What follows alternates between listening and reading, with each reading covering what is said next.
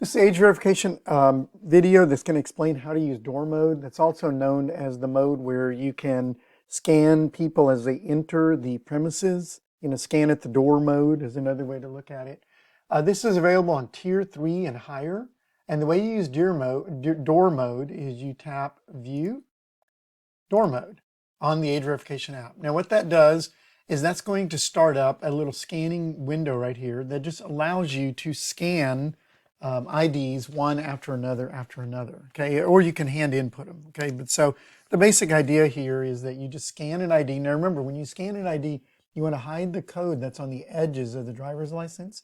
You want to scan the big code on the back, and make sure you watch our videos on setting up your scanner if your scanner doesn't already work. And remember, you do need a 2D scanner.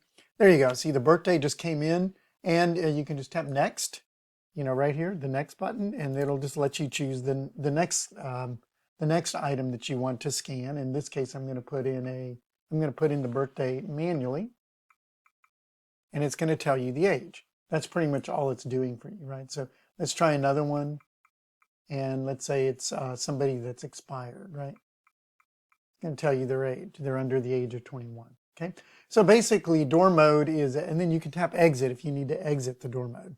So the idea is that door mode will just quickly help you to be able to scan a large number of people, and that you do directly from the age verification app. Remember, if you don't see the door mode, that just means you need to upgrade to Tier 3 or above. The Tier 3 or above offers the door mode as an option.